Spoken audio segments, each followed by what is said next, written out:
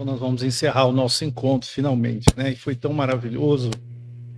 E eu desejaria fazer as considerações que era para o final do estudo agora, agradecendo a vocês aqui presentes, agradecendo aos que estão nos ouvindo pelas mídias sociais, que vão assistir essas excelentes palestras, onde nós procuramos abordar nesse ano o tema do Evangelho de Jesus. A minha paz vos deixo, a minha paz vos dou, mas não a dou como o mundo oferece. Tivemos, assim, muitas reflexões sobre nós mesmos, o entendimento dessas palavras e como nós podemos realmente vivenciar a paz do Cristo dentro de nós. Nos aproximar do Cristo interior. E como, através desse contato íntimo com Cristo, as nossas vidas podem ser transformadas e passarmos a ser definitivamente um instrumento seu, da sua presença no mundo. A finalidade desses encontros é levar-nos a reflexões em torno da paz, dentro do nosso ideal espírita, dentro do Evangelho de Cristo, na simplicidade desses ensinamentos. E aqueles que aqui falaram hoje, que agradecemos imensamente, abordaram várias faces da paz, da conquista da paz interior. Gandhi dizia, eu disse isso ontem à noite, lembrando novamente, ele enfatizava o fato de que a paz que eu quero ver no mundo, eu tenho que ser ela, eu devo ser em mim mesmo, viver essa paz, a paz que eu quero ver no mundo. Essa iniciativa surgiu há alguns anos por parte de justamente dois grandes trabalhadores espirituais, o nosso querido Gandhi e o mestre indiano Paramahansa Yogananda, que nos orientaram a iniciarmos encontros ou pequenos congressos, debates sobre a paz, não apenas para estudos, mas para que cada um de nós se conscientizasse em ser essa paz. Certamente eles já anteviam os períodos que estamos atravessando e temos esse dever a partir de agora, que não se torne apenas uma informação, mas um processo de busca interna do Cristo em nós. Nós podemos fazer isso. Nunca foi tão necessário expressarmos o Cristo. E todos os anos nós temos homenageado alguns trabalhadores da paz. E esse ano nós vamos homenagear um missionário da paz. Não só da paz, como um trabalhador da caridade, no sentido mais amplo. O nosso querido Fabiano de Cristo. Então vamos falar sobre a vida de Frei Fabiano. Não é tão simples falar de um ser como esse, né? A gente aprende muito e percebe o quanto nós ainda temos que caminhar para expressar esses exemplos, mas serve de referência. E hoje pela manhã o nosso querido Nelson Peixoto nos falou dos mestres, que nós tivemos na história do Cristo para cá, de Jesus para cá, muitos mestres, referências do Cristo vivido na alma. O que é um ser unificado ao Cristo? Como é viver alguém em consciência crística? Nós tivemos tantos exemplos, tantos mestres. O que nós vamos citar aqui, de uma forma muito simples, porque é uma vida imensa de exemplos. É um desses missionários do Cristo, que esteve conosco e está na nação brasileira até hoje, trabalhando por todos nós.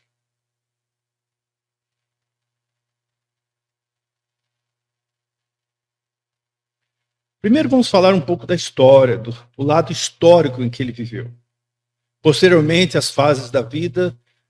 E, finalmente, nós vamos passar uma mensagem escrita por ele mesmo, em suas meditações, que tem muito a nos ensinar. Fabiano de Cristo reencarna no dia 8 de fevereiro de 1776, em Soengas, região norte de Portugal. E nos deixou fisicamente, desencarna em 17 de outubro de 1747. O seu nome era João Barbosa. Nasceu, então, em Soengas, desencarna nessa data, na cidade de São Sebastião do Rio de Janeiro. A infância dele foi uma infância muito simples, filho de camponeses, família pobre, tomava conta de um pequeno rebanho de ovelhas do pai. Trabalhava muito, de sol a sol. Desde criança, acostumada ao labor, no campo, auxiliando a mãe, o pai e os irmãos. Dormia muito cedo, acordava com a aurora. Desculpe a emoção. Na pureza do campo e na simplicidade da natureza, aprendeu a docilidade e a meiguice próprias de um pastor, que mais tarde empregaria no trato com as pessoas.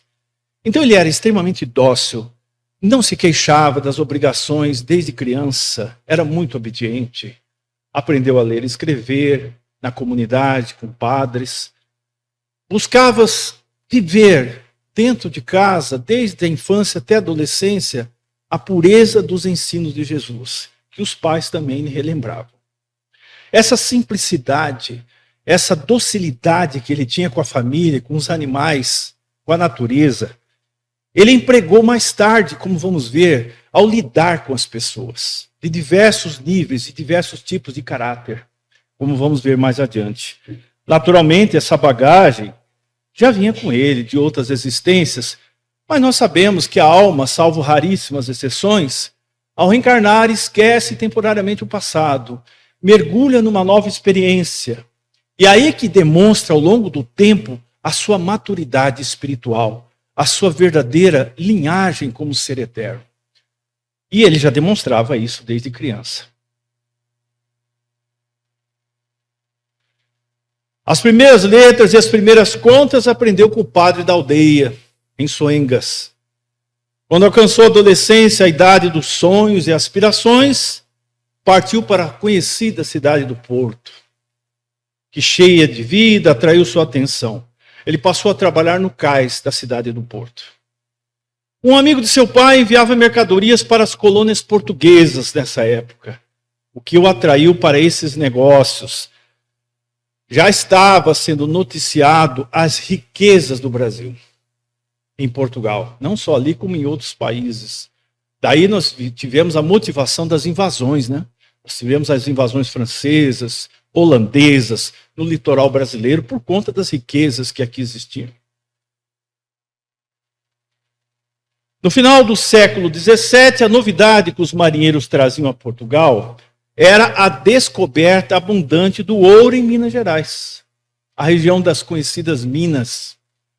Conseguiu 2 sócios e com ele partiu de Portugal para os sonhos do Brasil. Qual era o sonho? Enriquecer, não permanecer no Brasil, ele não tinha essa intenção, e retornar a Portugal, ajudar sua família e prosperar como um homem de negócios, que mexeu com exportação, inclusive. Ninguém faz ideia de que se tornaria quem ele se tornou, não é? Vivendo dessa forma. Mas veja, vamos acompanhar o processo dessa transformação. Ele aportou na cidade do Rio de Janeiro, São Sebastião do Rio de Janeiro, e indo em seguida para Mariana, interior de Minas Gerais, e mais tarde fixou residência na vila de Paraty, a região de Paraty próximo a Angra dos Reis, que era a porta de entrada para a região das Minas. Tornou-se um negociante da carreira das minas, relacionado ao comércio de importação e exportação. Em poucos anos já estava senhor de uma pequena fortuna, já estava enriquecendo com esse comércio do ouro. Mas havia algo que tocou-lhe a alma naquele período, e ele não esperava ver. A escravidão, a terrível escravidão de índios e negros. A forma como eram tratados como animais, para produzir e trabalhar até a morte.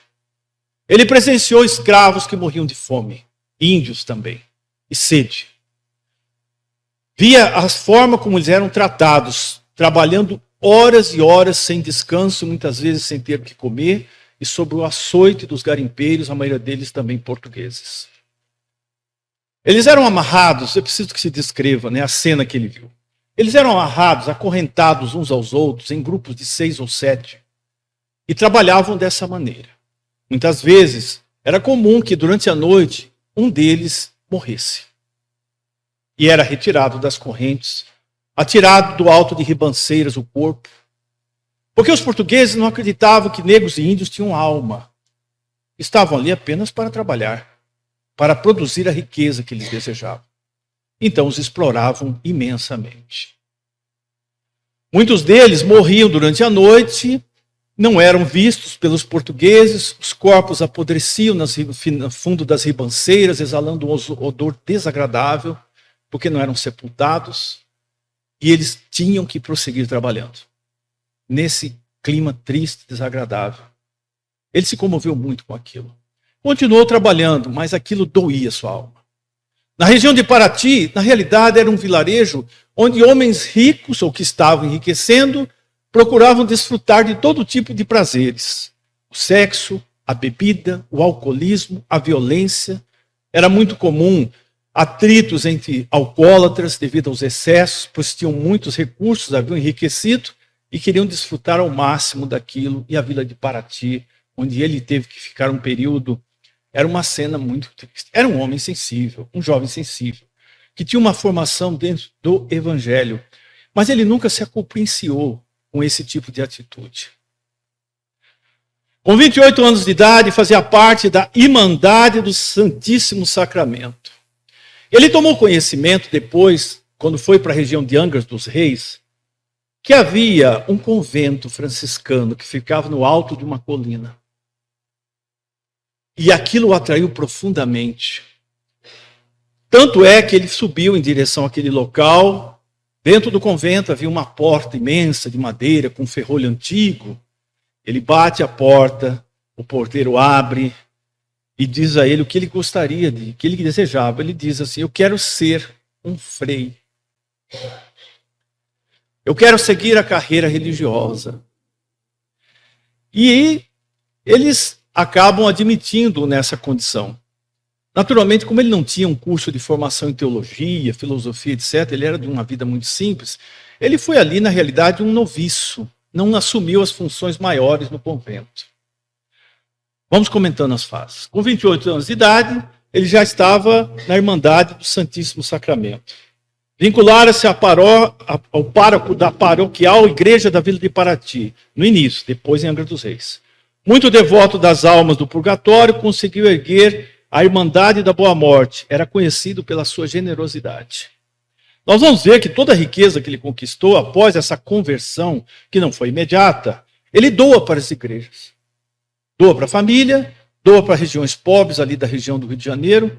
E muitas das igrejas, inclusive o convento onde ele passou a viver, conseguiu reformar o local, que era muito pobre, era muito enorme o convento, mas muito pobre, muito precário. Só para descrever como era, as telhas faltavam, e era muito comum naquela região, uma região de florestas, né, as cobras entrarem no convento. Ficavam enroladas nas ripas, e às vezes caíam, Vitor, em cima das camas, onde eles dormiam. Era assim que funcionava. Outras vezes ficavam em volta das imagens do sacramento. Era dessa maneira. Ele havia convivido com índios durante um bom tempo no início do garimpo e aprendeu muitos segredos das matas. Um desses índios, que era conhecido por ele como o índio amigo, o índio velho, ensinou muito sobre a fitoterapia, a cura pelas ervas das florestas brasileiras. Ele aprendeu muito. Elixires, chás, cataplasmas, diversos tipos de medicação, xaropes. O índio havia ensinado muito ele. E também o ensinou a lidar com os animais peçonhentos do Brasil. As cobras, identificando as venenosas, não venenosas. Então, Fabiano era chamado ali, muitas vezes, para ajudar a recolher aquelas cobras ali. E ele fazia isso. Vejam vocês. Bem, ele era muito conhecido pela generosidade. As doações que ele fez ajudaram a reconstruir aquele convento e outros locais. Então, a fama dele começou a surgir. Que um rico português havia repentinamente se convertido, se tornado um frei, e que havia doado a sua riqueza para diminuir o sofrimento daquela região e também para a reconstrução das igrejas, principalmente da ordem franciscana. Vamos falar agora mais especificamente dessas fases de Fabiano. João Barbosa. Mas quando ele entra no convento, ele escolhe o nome de Fabiano. Fabiano do Cristo, porque se tornou um para o Cristo. Ele se entregou ao Cristo, completamente. Não houve vacilações, não houve arrependimentos, não houve evasivas. Ele se entregou ao Cristo. E aí, diante do que foi dito há pouco, ele começa a sentir a paz do Cristo e ser a paz do Cristo. Nós vamos analisar a personalidade dele no final, para entender o segredo de Fabiano de Cristo. De onde vinha essa amorosidade? De onde vinha essa serenidade, essa docilidade com que ele lidava com as pessoas? Aquele sorriso singelo que cativava centenas de pessoas em sofrimento. Nós vamos analisar isso e ver se, quem sabe, nós consigamos sair daqui motivados a sermos assim.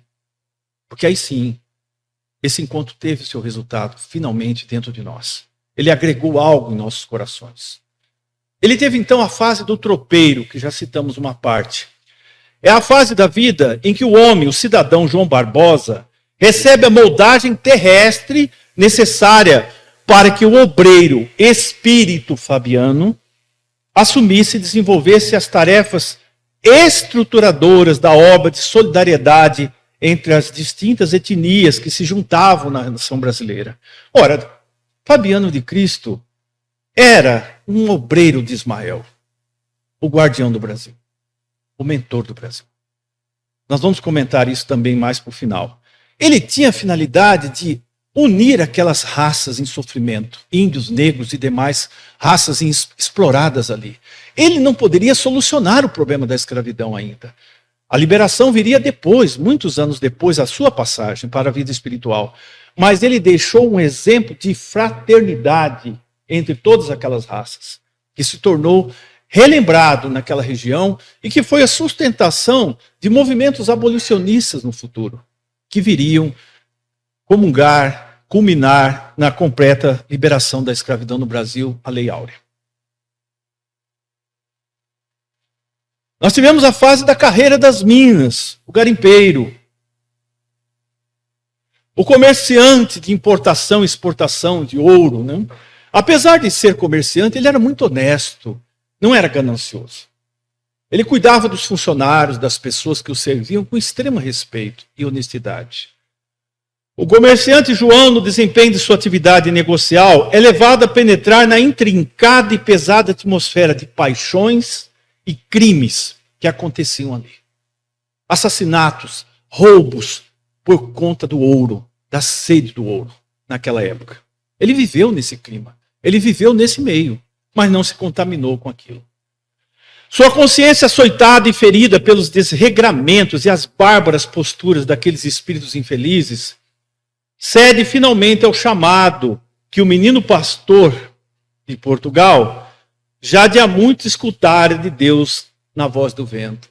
Essa voz do vento era o seguinte: ele costumava dizer quando criança, para o pai e para a mãe, que o vento era o carro de Deus chegando.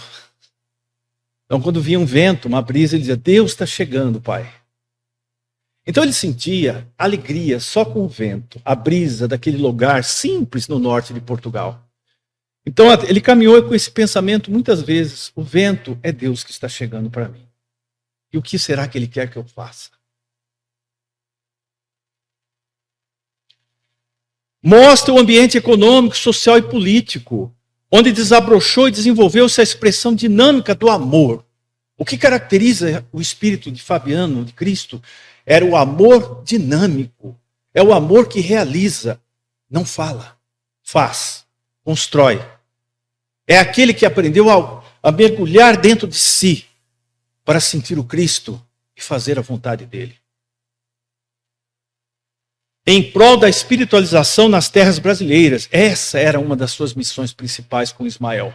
Espiritualização das terras brasileiras, entre outros missionários que vieram. Vamos lá, as fases do despertar. Voz interior. Ele dizia que havia uma voz interior que lhe comunicava o que tinha que fazer. Essa fase é muito interessante porque sutilmente, em algum momento das nossas vidas, nós vamos perceber essa voz. Como o Igor disse há pouco, não tem como isso não acontecer. É o Cristo em nós. E quando nós atendemos os ditames dessa voz interna, nossas vidas se transformam e a vida dos demais também, porque a paz do Cristo já passa a ser minha paz. A presença dele em minha consciência. E Fabiano passou pelo processo da voz interna, até o fim da sua existência. É quando, afinal, se traduz para João o sentido da vida. Que contribuição poderia ele trazer para amenizar o sofrimento daquelas almas doentes, daqueles pobres índios e negros escravizados. Barbaramente sofriam. O que eu posso fazer aqui para ajudar essas pessoas? Por ignorarem o Deus amor, o Pai compassivo? Pela manhã, na beira da praia, João começou a achar que estava meio maluco. Essa voz começava a falar muito com ele. Sentia como se uma voz falasse dentro dele. Era cada vez mais claro. Tanta degradação, tanta miséria no meio de tanto ouro. Isso não diz nada ao teu coração? Isso que a voz dizia para ele. No meio de tanto ouro, tanto sofrimento, tanta degradação, isso não te diz nada? Era insistente essa voz dentro dele. Todas as vezes que ele estava só, e entrava nesse silêncio meditativo, ele ouvia esta voz. Um sentimento de amor se avolumava dentro dele. Um amor grande por tudo e por todos. Logo em seguida ele sentia esse amor. Era o contato com Cristo. Não é o contato externo da visão de Jesus. Não é isso. É o Cristo em nós. O Cristo que está em nós também, nesse exato momento. Mas ele sentia essa presença. Irradiava como amor. Um amor que não tinha distância. Era por tudo, por todos. Incondicional. Um amor grande por tudo, por todos. Ele não sabia explicar o que era isso. A voz clamava dentro dele. Ama. Ama. Meus seguidores serão conhecidos pelo muito se amarem. Para João a mensagem era de cristalina compreensão. Não havia outra coisa a fazer na vida. Será que há outra coisa a fazer na vida? Amar. Amar incondicionalmente. A tudo e a todos. Não foi exatamente assim o comportamento de Francisco? Ele lembrou de Francisco de Assis. Mas Francisco não fez a mesma coisa? E a voz está me pedindo para amar, para dar sentido à minha vida. Vejam, ele renunciou tudo que ele tinha conquistado. Tudo. Vestiram-lhe um traje muito simples, mais simples do que os frades que tinham outro nível, superior, vamos assim dizer. Ele não tinha nível superior. Ele tinha um ensino fundamental, vamos dizer, no nosso tempo. Então ele fazia as tarefas mais simples do convento. E como isso o ajudou? Muito. Vamos prosseguindo. A iniciação na vida monástica. Doando e desprendendo-se dos bens que conquistara na vida de comerciante itinerante, João Barbosa se despe praticamente das obstrutivas vestes do mundo material e se deixa envolver pela túnica iluminada do espírito fabiano. Através de desprendimentos que ele tinha, eram frequentes, ele habitava uma cela muito simples no convento. Eles ficavam em celas. Não havia privilégio de um aposento melhor que o outro. Era um chão de terra, um quarto pequeno, com uma pequena abertura para fora. Não havia, como aqui, esse conforto todo. Telhas rústicas, muitas vezes, como eu disse, quebradas, né? Às vezes um animal, uma cobra, caía ali no chão e assim eles viviam, nessa simplicidade toda. Quando ele dormia, ele tinha desdobramentos. Ele se via dentro de um imenso céu azul. Um túnel azul luminoso. Entrava por aquele túnel e se encontrava com Francisco. Francisco de Assis. E outros frades que acompanhavam Francisco. Dialogavam muito. E Francisco lhe dizia muitas coisas a respeito da vida. Ele relembrava muitos ensinamentos de outrora. Às vezes não era só Francisco que estava com ele. Manuel de Nóbrega também estava. Mais tarde nós vamos explicar por quê. Muitas vezes, através de desprendimentos e voos siderais, recebe do próprio Ismael, guia espiritual do Brasil, anjo guardião do Brasil, as instruções e os comprometimentos necessários ao exercício da sua missão de amor e fraternidade. Queria semear na alma da nova e esperançosa nação, Brasil. A consagração dele. Finalmente, então, no dia 12 de novembro de 1705, João estava com quase 30 anos. Realizou-se a cerimônia da sua consagração. Naquele dia deveria ser um homem novo. Até um nome novo deveria receber. É assim que Fabiano surge para o mundo. Fabiano de quem? Do Cristo. A única posse dele, o Cristo.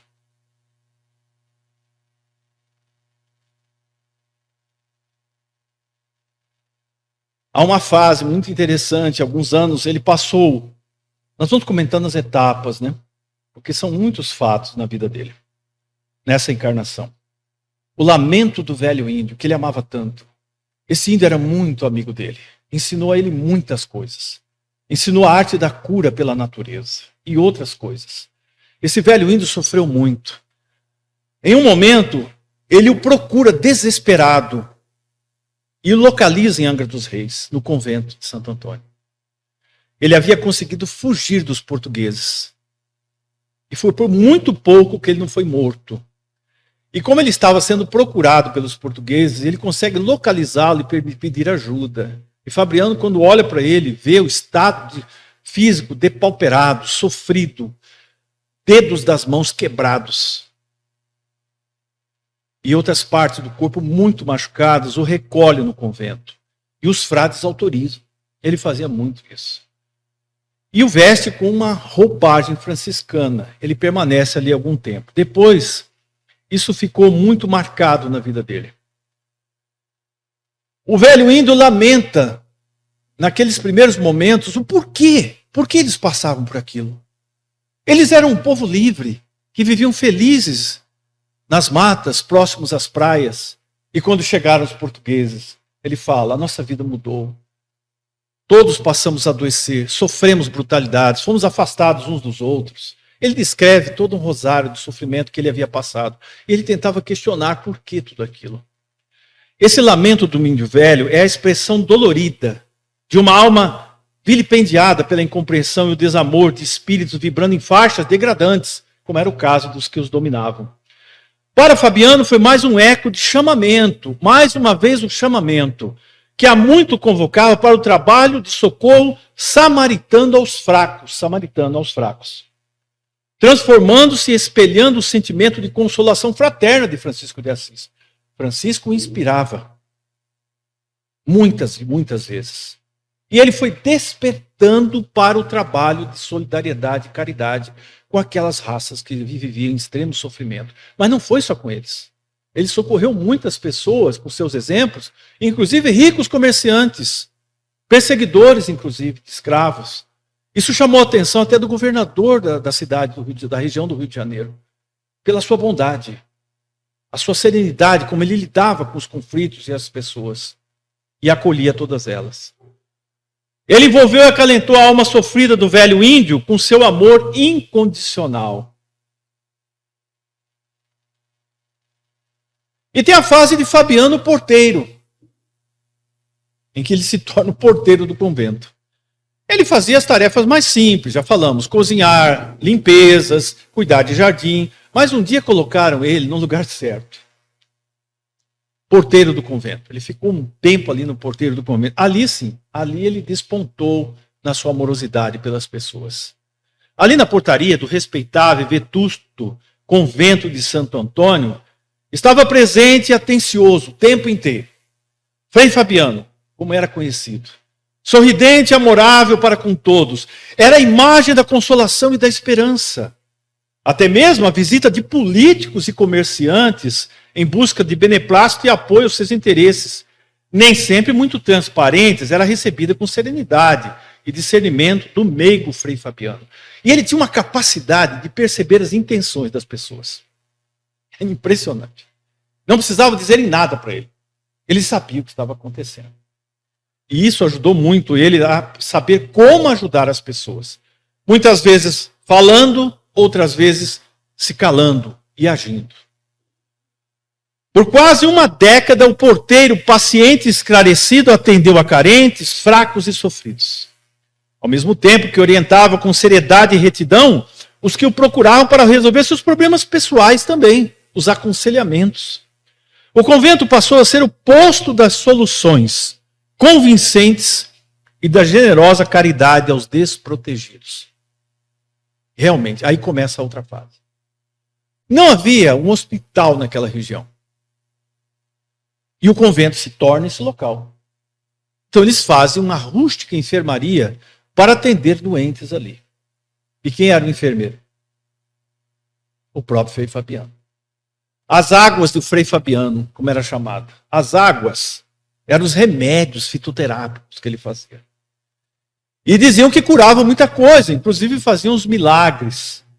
Mas por quê? Será que era só pelo efeito das ervas? Não. É pelo amor com que ele preparava aqueles remédios. O sentimento do amor de alguém que está com Cristo. Então ele curava as pessoas com aquelas simples águas que eles conheciam, e muitas pessoas de vários lugares vinham em direção ao convento para receber os remédios do Frei Fabiano. Ele atendeu todos, sempre com extrema amorosidade. Vamos à fase do enfermeiro.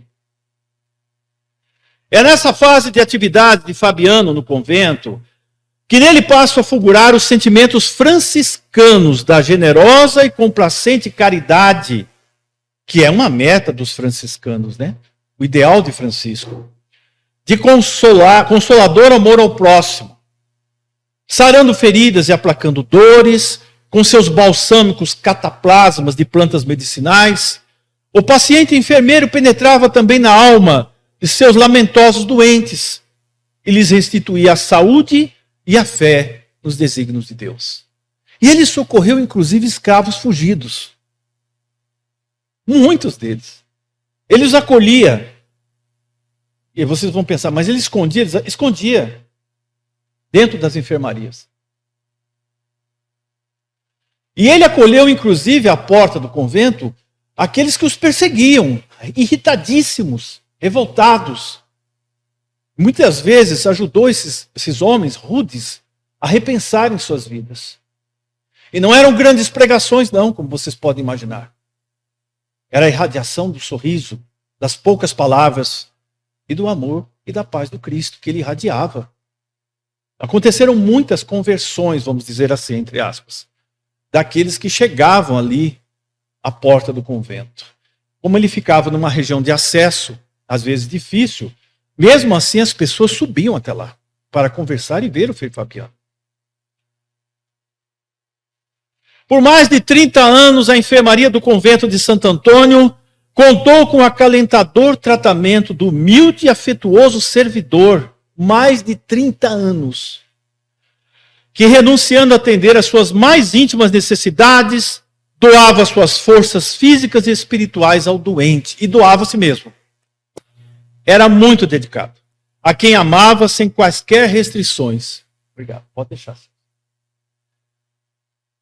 Ele se dedicava demais às pessoas. Era um amor imenso. Muitas vezes, talvez, vamos citar nos slides, ele dormia pouquíssimo. Às vezes nem dormia, cuidando de doentes. No fundo das camas havia os biombos, bem rústicos, mas no fundo das camas havia uma pequena abertura, que não era visto quem estava por fora dos biombos, onde os doentes ficavam. Sabe por quê? Retiravam o corpo quando alguém morria. Por ali. Para não assustar os demais. Tiravam pelo fundo da cama o corpo durante a noite, para ninguém ficar triste e achar, puxa, mais um companheiro nosso não resistiu. Eles tinham esse cuidado dentro do convento. Então ele era um pequeno hospital, rústico, mas funcionava, onde se tratava sempre da forma mais simples possível. Ele costumava andar descalço na enfermaria, para não acordar os doentes. Porque ele achava o barulho das sandálias. Desculpa, eu começo a ver. O barulho das sandálias, ele achava que ia acordar os doentes.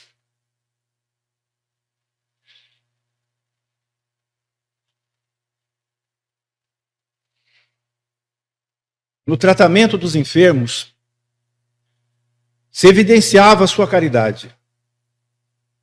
Praticamente levava sua vida junto aos doentes, a tal ponto que nem sequer tinha um quarto próprio. Ele dormia na enfermaria. Por longo tempo, contentava-se em dormir em qualquer lugar da enfermaria, para que dia e noite pudesse estar à disposição dos doentes. Assim, pouco dormia. Andava rezando na enfermaria descalço, alegando que com as sandálias acordaria os enfermos. afirmava que era necessário a observância do silêncio. Por mais que procurasse ocultar, muitos testemunharam suas virtudes, exemplificadas na humildade, na obediência e na dedicação. Cristo vive em mim. Quando Cristo vive em mim, eu já não vivo mais. Perdão, vamos voltar aqui.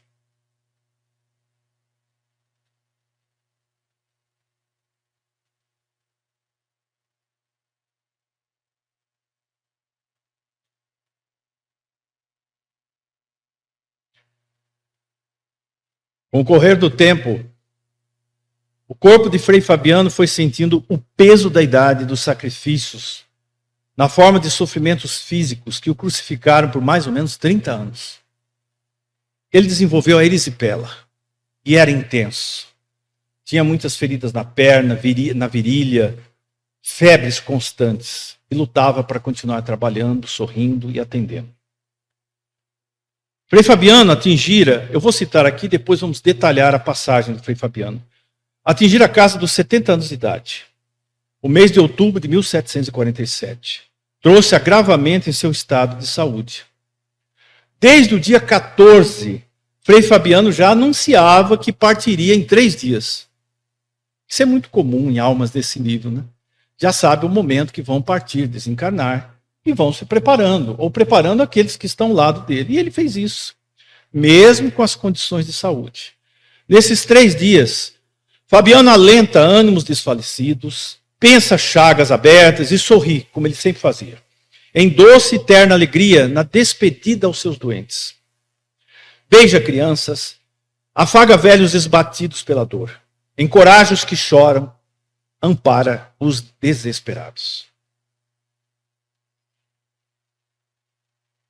Tal como ele próprio havia previsto, desencarna no dia 17 de outubro de 1747. Durante todo o dia 18 de outubro, a população da cidade de São Sebastião do Rio de Janeiro acorreu ao convento de Santo Antônio, com exclamações de "Vamos ver o servo de Deus, Frei Fabiano". Bem, vamos citar algo mais aqui agora. No momento que ele desencarna, antes, desde o começo da manhã, pleiades de espíritos amigos chegam ao convento de Santo Antônio, de muita luminosidade. A multidão começou a subir o morro para se despedir do Frei. E mais tarde, já no final da tarde, quando ele já estava próximo a desencarnar, chega o espírito de Francisco de Assis, ele desencarna, e Francisco de Assis o desliga do corpo físico. E narra-se a obra, que eu vou citar o nome para vocês, que nos inspirou. Ele flutua suavemente sobre o corpo, e Francisco rompe o cordão prateado e o abraça ternamente. Ele está leve como uma pluma. Conta-se que ele sentiu tonturas na hora da passagem, mas logo em seguida ele se recuperou, em questão de segundos. Francisco o abraça e eles seguem para o espaço, uma jornada. E ele reconhece ali também outros amigos de outras vidas que haviam caminhado com ele, com Francisco de Assis. E ele segue por um caminho luminoso e alguns pontos e flocos de luz vão descendo sobre ele. E ele começa a estranhar que cada vez que aqueles flocos de luz caía, dissolvia-se na alma dele, no espírito, ele sentia que ele se iluminava mais ainda. E aí Francisco diz a ele o seguinte: "Não estranhe, meu filho. Isso aí são os agradecimentos de quem você ajudou". E ele vai seguindo aquele caminho, cada vez mais iluminado. E entra numa outra dimensão. Mais tarde eu vou descrever o que aconteceu depois da desencarnação. Vamos prosseguir aqui. Então, o regresso à espiritualidade, nós já estamos narrando, né? O que significaria para nós o retorno de uma alma dessa espiritualidade que tanto inspirou, junto com Francisco? O retorno de Fabiano de Cristo à verdadeira vida, ao invés de nos deixar tristes e saudosos pela sua ausência, ao invés de nos quedarmos em queixas e lamentações por não podermos nos aconchegar no seu coração, pleno de amor, deixa-nos um sentimento vibrante de alegria de viver. E nos convida a desenvolver a semente de fé e esperança que ele deixou no Brasil. Interessante que naquele momento a população estava tão triste, tão aflita, que não queriam que sepultasse o corpo. O corpo não atingiu rigidez cadavérica. Começou a exalar perfumes. E isso espalhou na região. E aí todos queriam vê-lo. Até o governador daquela região foi até o local. Porque acreditava-se que milagres aconteceriam ali. Então as pessoas queriam um pedaço do cabelo, das vestes, como um objeto para atingir a cura, o milagre da cura. Ele deixa um ambiente muito bonito ali. Vamos entender o mistério de Frei Fabiano, né? E analisar algumas coisas do que ele ensinou. É preciso ser um com o Pai. É preciso ser um com o Pai. Também podemos chegar a esse nível de dizer, eu e o Pai somos um. O Cristo vive em mim. E por que não podemos? O que nos falta? É preciso ser um com o Pai. Esse encontro com o Pai é o verdadeiro sentido da religião, da religiosidade, da espiritualidade. Uma força intrínseca, não necessariamente ligada à religião. Não é isso. A religião é só caminho. Tal encontro nos leva a expandir a consciência, levando-nos a abrir-nos a nós mesmos, a superar os obstáculos, a abandonar-nos a nós mesmos, a ter confiança absoluta no Pai, no Cristo em nós, a compreender a natureza das energias que nos envolvem, associando-as às energias divinas. Assimilar tais energias, colaborar com elas, porque o poder divino quer trabalhar através de nós. O Cristo quer trabalhar através de nós. E até quando nós vamos impedir? Até quando nós vamos dizer que não somos preparados? Se ele já está em nós. Não se trata de buscá-lo, mas de percebê-lo em nós. Foi o que Fabiano fez. Ele revelou o Cristo em si mesmo. Colaborar com elas, utilizá-las para a nossa transformação. A alma progride ao longo de muitas vidas. Certamente chegar a esse despertar levou muitas vidas. Como nós também estamos há muitas vidas tentando despertar. Amadurece e desabrocha. Afinal, as portas da evolução são abertas de dentro para fora, não é de fora para dentro. Não é de fora para dentro. A luz deve brilhar de dentro para fora. Brilha a vossa luz, a vossa luz. O Cristo poderia ter dito, a minha luz. Não, a vossa luz. Porque sendo uma essência divina, essa luz somos nós mesmos. A alma progride ao longo de muitas vidas. As portas da evolução são abertas de dentro para fora. Ou seja, da intimidade da alma, do sentido mais profundo para o exterior. Enquanto não amadurecemos, valorizamos a consciência de superfície. Vivemos uma vida superficial, sem mudanças profundas. A transitoriedade, os paradigmas sociais, os condicionamentos dessa vida externa que se torna rotineira, mecânica e que não traz mudanças profundas dentro de nós. Fabiano trabalhou sobre si mesmo, libertando-se dos condicionamentos da falsa consciência. Encontrou o nascente das fontes do amor de Deus, que afinal estavam dentro dele, como estão também dentro de nós. Para tentarmos entendê-lo. Bem, vamos lá. E agora? 140 anos depois, aproximadamente, acontece, ele trabalhou muito. Nesses 140 anos, ele teve muitos encontros com Ismael. Depois nós vamos falar uma parte importante desse diálogo com Ismael, o mentor do Brasil. Ele estudou, como qualquer espírito em evolução, ele aprendeu técnicas de cura, ele participou de campanhas de auxílio. Mas houve um trabalho muito especial aí para Fabiano de Cristo. Desde muitos anos, ele se integrou às falanges de trabalhadores do bem junto à cidade do Rio de Janeiro. São Sebastião do Rio de Janeiro, como era conhecido. Em colônia espiritual socorrista. Espíritos de antigos portugueses estavam construindo uma colônia sobre o Rio de Janeiro. Antigos portugueses, ele se ligou a eles e ajudou na construção. Em atendimento a recém-desencarnados, principalmente naquela região. No entanto, de posto socorrista, a colônia cresceu. Cresceu tanto que se transformou em gigantesco empreendimento, que se espalhava em região imediatamente acima da área correspondente ao Rio de Janeiro, ultrapassando largamente em tamanho, passando acima de Niterói. Quem conhece o Rio de Janeiro aqui, vai fazer uma ideia do tamanho da cidade. Passando acima de Niterói, desenvolveu-se na direção da chamada região dos Lagos, chegando até a área onde se situa a cidade de Campos. Aí vocês vão ver o tamanho da cidade do Nosso Lar. É imenso. Então, este grupo, ele foi um dos fundadores da cidade do Nosso Lar. E tem mais. Governador de Nosso Lar. Frei Fabiano de Cristo. Antes de estar ali, né, junto a essa falange de trabalhadores portugueses, ele criou um trabalho muito simples na região, que era um posto de socorro. Como ele fazia trabalho de enfermagem, ele passou a atender desencarnados, doentes e resgatados das várias regiões umbralinas. E aí criou-se uma casa transitória, como era chamado. A casa transitória de Fabiano. Essa era um posto de socorro que ele criou junto a amigos, índios, escravos que desencarnaram, que ficaram junto com ele. Eles se reuniram e formaram um posto de socorro, que era chamado Casa Transitória de Fabiano. Aí depois eles partiram para essa empreitada e se transformou na cidade de Nosso Lar. Tá? Isso aí para vocês citarem o que foi. Ismael convoca muitas conversas, e em uma desses diálogos ele diz a ele o seguinte, que ele queria que ele implantasse na nação brasileira uma obra de fraternidade, livre de sectarismos religiosos, baseado no evangelho vivo, na mensagem de Jesus, e que servisse de inspiração para muitos trabalharem no campo da caridade genuína, nos padrões do evangelho de Jesus. Vamos falar no final agora. Vamos falar das meditações dele no fundo da cela, onde ele dormia?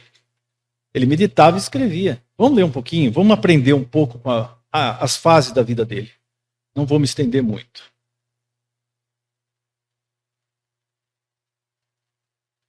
Era o momento do encontro com Jesus. Vamos lá. Preceitos para viver uma vida verdadeira, a vida verdadeira. Segundo ele, não causar prejuízo físico nem a si mesmo nem ao próximo. Nós já sabemos disso, não é mesmo? Não buscar emoções, assumir paz e calma. Hoje se falou muito sobre isso aqui, desde o começo. Atributos de Deus. Não causar prejuízo material nem a si mesmo nem ao próximo, também já sabemos. Não causar prejuízos morais, nem a si mesmo nem ao próximo. Não enganar nem a si e nem ao próximo. Honrar pai e mãe, a nossa origem. Na verdade, significa respeitar a todos. Respeitar. Amar o próximo tanto quanto amamos a nós mesmos. Isso aqui é muito interessante. Usar a caridade como instrumento de crescimento espiritual. Sim. Porque a caridade é um exercício de amor. E sem isso nós não crescemos espiritualmente. Nós não revelamos o Cristo em nós. Essa é uma das meditações que ele fez. Vamos ver outras. Paciência. Estamos terminando. Adoração. Uma frase, uma prece que ele escreveu. Senhor Deus, meu Pai, eu te sinto em toda parte. Veja o estado de consciência que ele vivia. Eu te sinto dentro de mim. Ajuda-me, Senhor, a desenvolver minha sensibilidade, a expandir meu amor, a disciplinar minha mente, a orientar os meus passos para que o bem seja constante em minha vida. E assim como te sinto e sei que me sentes, peço-te, Senhor, que, por onde eu andar, possa ser instrumento da tua bondade, da tua justiça, da tua pureza e do teu amor. Uma prece escrita antes que amanhã nasce, no alvorecer. Vejam só. Ele disse assim: é bom sentir a brisa fresca da manhã. É bom ver o sol que chega espantando as trevas da noite. De manhã bem cedo, é tempo de força e calma para alimentar o nosso dia. Bem ao amanhecer é a melhor hora para meditar e orar, para agradecer a ti, meu Pai, por mais um dia, hoje, nesta manhã luminosa, que eu possa aproveitar as doces energias do teu amor, Senhor, para mais um passo na direção da verdadeira felicidade.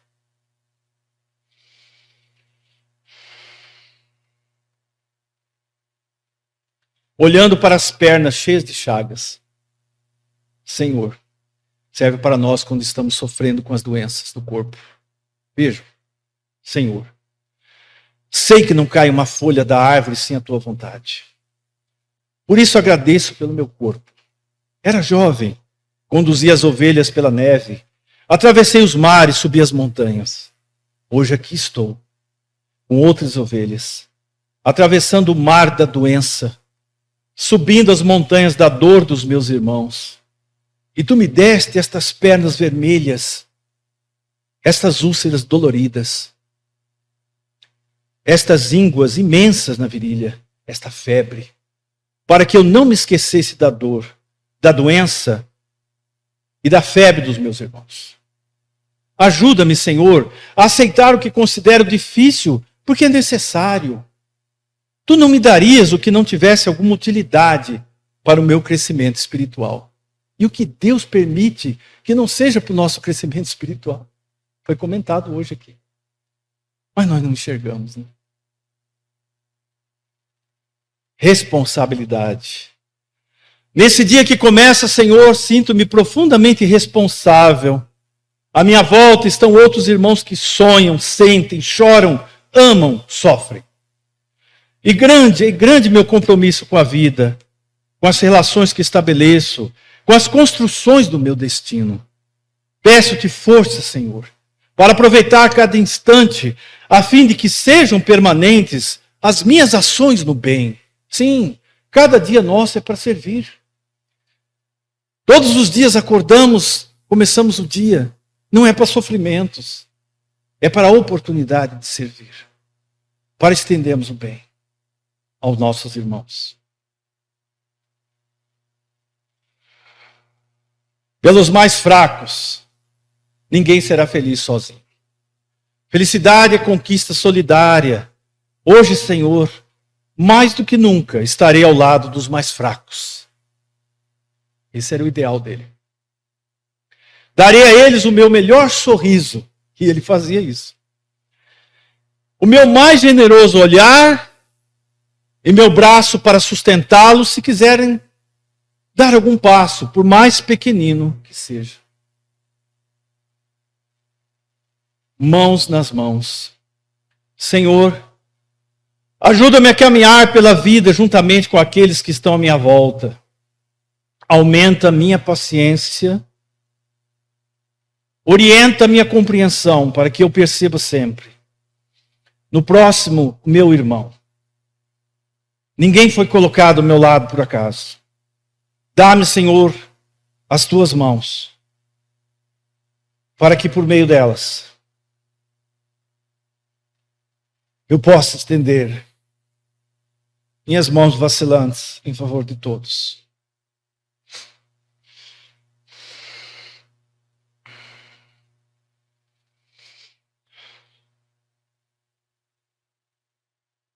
Ajuda-me, Senhor, para que eu cultive a oração da fé viva, guardando lealdade aos ideais superiores aqui ou além. Sobretudo, Pai, dai-me forças, para que em qualquer circunstância eu me sinta em Ti e Te sinta em mim, e possa realizar a minha transformação. Senhor de amor e paz, quando me alço a Ti pela oração, sinto-me num altar e ouço a Tua voz divina através da consciência. Sinto-me numa fonte de água fresca e pura, onde alivio a alma opressa.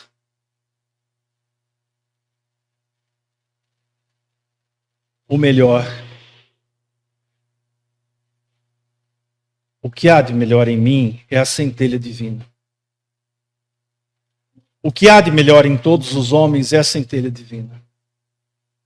Não tenho, portanto, qualquer motivo para me sentir melhor ou pior do que qualquer criatura. Nada pode justificar orgulho ou desprezo. O dia de hoje é o construtor do dia de amanhã. Cada dia é a oportunidade de semear para um futuro melhor. Assim como o sol recomeça o ciclo após cada noite.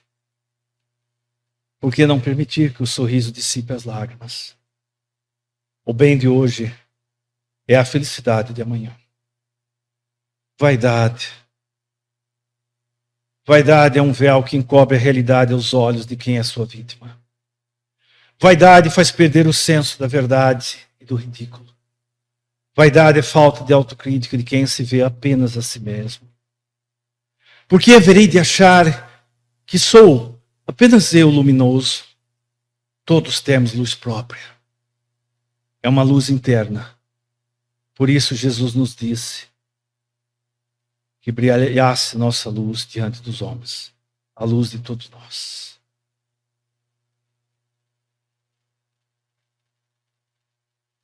Altruísmo, caridade.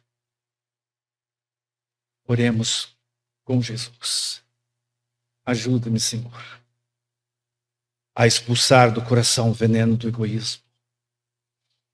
Ele está em mim como fogo na alma. Ampara-me para que acalme meu coração e me liberte através do serviço do bem.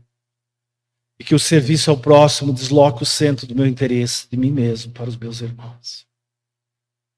A fim de que eu me aproxime mais de ti, Senhor, já que nunca te afastas de mim.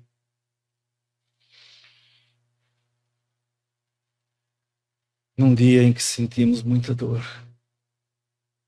Senhor,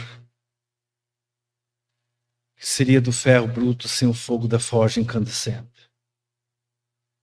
Ajude-me a aceitar a dor como energia viva, que me orienta na tua direção.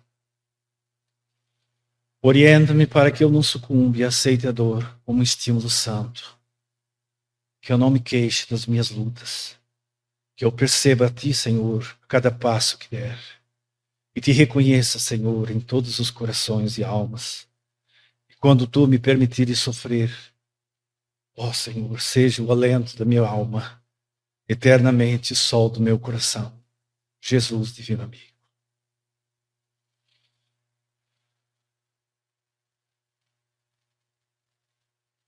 Aceitar os outros como os outros são.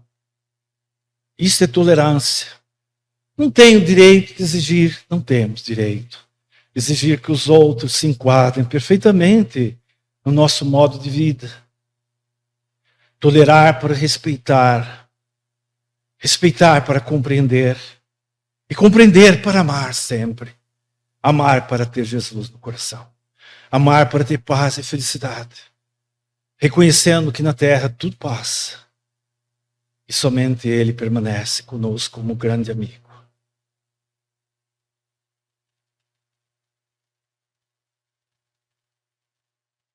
Esperança. A luz de nossas vidas. A esperança é o amparo dos fracos, a força dos fortes e a resistência dos heróis. Quando se esgotam os requisitos do homem, a esperança sempre permanece, como se fosse um anjo. Levanta os caídos, anima os vencidos, os fracos. Transforma o prisioneiro em um guerreiro, um lutador. A esperança aponta os caminhos da felicidade e orienta-nos para que alcancemos a vitória que tanto almejamos. Falemos sobre a caridade. A caridade é a grande emanação de Deus e a força que nos inspira a seguir. Sem a caridade, não sabemos e exercitamos o amor. Sem a caridade e tolerância, vivemos sem rumo e não sentimos a grandeza de Cristo em nossas vidas, a sua presença de paz. A paz que está além de toda compreensão, não pode ser definida, ela só pode ser sentida, ela só pode ser irradiada no gesto simples da vida, nas palavras certas, na capacidade de perdoar e esquecer todo o mal. Quando aprendemos a amar, somos livres. Somos livres aqui eternamente. Conhecemos o Cristo Jesus em nós. A paz que o mundo não pode nos dar. Somente Ele pode oferecer na medida em que amamos e o servimos. Servir a Cristo é a grande luz de nossas vidas. Eternamente o Senhor está conosco, conduzindo-nos a Deus, através do aprendizado de cada dia na existência, saibamos aproveitar os dias na terra. Não voltemos ao passado, quando ele já não contenha valores justos e sábios. Se já passamos por o que tínhamos que passar, por que remoer os entulhos do que se foi? Vivamos cada dia com a certeza de que Cristo está em nós, trabalhando através de nós.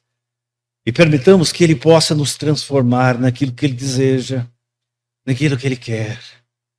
Esta mensagem, esta homenagem feita a mim, eu diria, não é merecedora. Eu só posso entregar a vocês. E a Jesus, nosso Mestre. Aquele que aqui se faz, através deste médium, é um aprendiz de Jesus. As nossas vidas foram simples momentos em que tentamos fazer a vontade dele. Que todos alcancem a brisa do seu amor, a simplicidade do seu olhar. Que não vejamos os nossos irmãos como distantes de nós. Que aprendamos a sentir Jesus nos corações. Recebê-lo em nossos lares, em nossas vidas. Vamos dar-lhe o que comer. Vamos vesti-lo. Vamos cuidar das suas doenças. Vamos trazer a alegria de viver. Ele está vindo a nós todos os dias. Não ignoremos. Se queremos paz verdadeiramente, é preciso aprendermos a amar. Amar uns aos outros como Ele nos ensinou. E assim seremos felizes. Teremos conosco a paz que o mundo não oferece. A paz que é o Cristo em nós.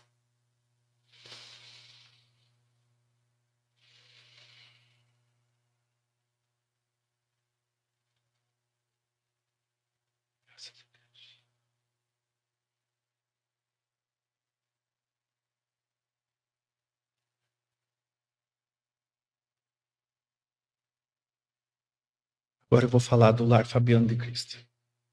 Obrigado, Frei. A história do lar.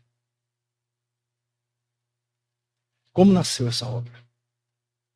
A ideia da criação do Lar Fabiano de Cristo foi lançada em 1958 pelo professor Carlos Torres Pastorino, aquele que escreveu Minutos de Sabedoria.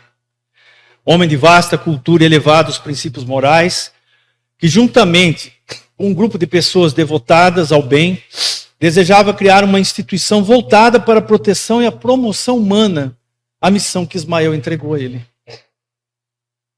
Ela foi fundada em 8 de janeiro de 1958, no Rio de Janeiro, com inspiração cristã e espírita.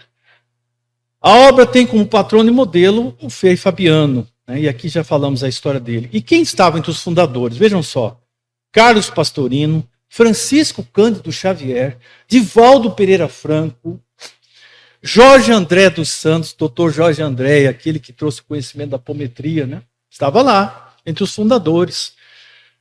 José Hermógenes, o pai da yoga no Brasil, o professor Hermógenes, estava lá. Vejam vocês como as coisas são.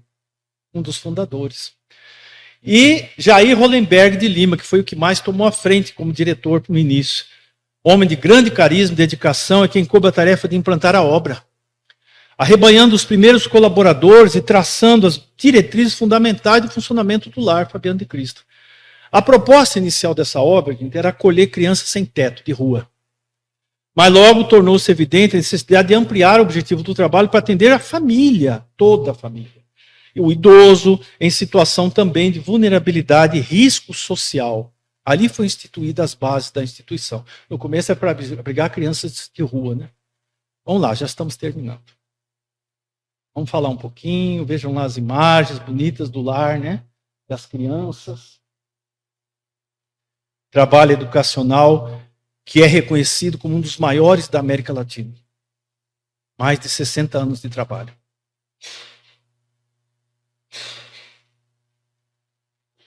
Vejam as crianças. Trabalha-se o esporte, a educação, e tem três metas fundamentais, os pilares da instituição, que seria proteger, que atende idosos e pessoas em vulnerabilidade, acolher, não é? A caridade tem que acolher, tem que proteger e tem que educar. Essas são as bases fundamentais da instituição dele. Tá? Aliás, não é dele, inspirada na vida dele. Existem unidades ou UPIs no Brasil todo, praticamente em vários estados, as unidades do Lar Fabiano de Cristo, tá? Instituições que seguem a metodologia de promoção social da família, recuperação da família, como um todo. Trabalho muito belo. E, para encerrar, eu deixo essa imagem dele e uma outra aqui, né?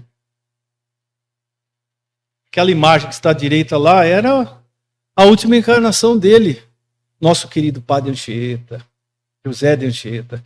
Essa imagem do Padre Anchieta, ela foi registrada em tela. Ele escrevia versos para Maria de Nazaré nas praias. Centenas de versos. Ele tinha um amor por Maria imenso.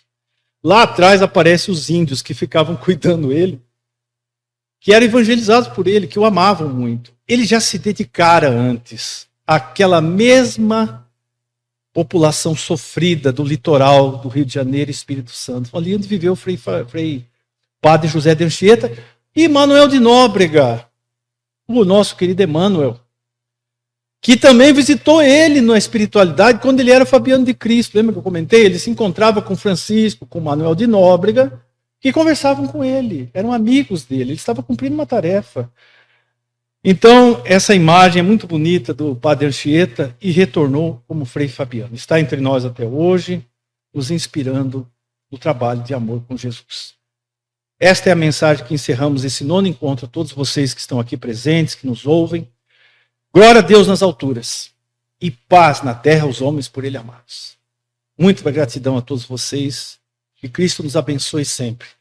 Encerramos então esse 9º encontro espírita pela paz, transmitido aqui da sede do Núcleo Assistencial Ramatiz em Campo Grande, Mato Grosso do Sul. Paz a todos nós. Que assim seja.